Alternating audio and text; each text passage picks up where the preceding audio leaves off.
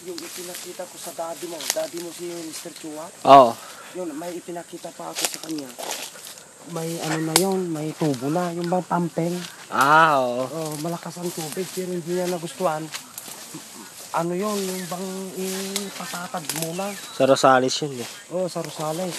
Maganda rin ang location. Doon? Oo, ganito.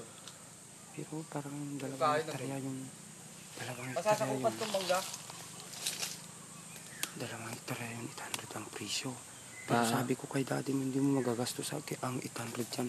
Ito, 1.6 ito. Yun lang, 800 lang. O, dalawang hektarya din yun. Doble. Oo.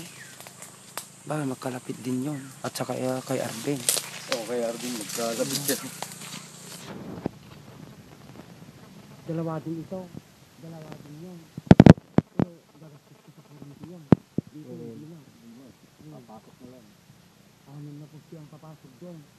Pero magandang kalabasan mo doon. Kasi ano pa yun? Pag pinatambakan. Malayo sa kabahayan. Ang pan nga lang doon, gagastos yun ang Gagastos lang. Dito wala na. dito, wala. Hindi ka na mapapaano dito. Saka mahal yata konti doon. No. Hindi na. Parang ganun din. Parang Pero- equal din na... Pero papasok yung kuryente. Sa Pero gastos. dito, kahit anong tag-ulan man, tag-init man, may papasok mo ang kwan dito kahit tag-ulan, sasakyan. Eh doon wala na ang lubak na yung daan.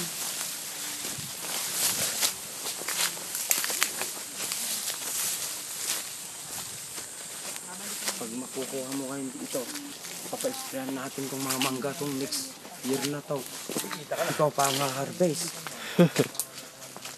Pakinabangan mo muna. Tapos sa saka kung makagraduate ka na, di patayuan muna ng kuhan. Gilde.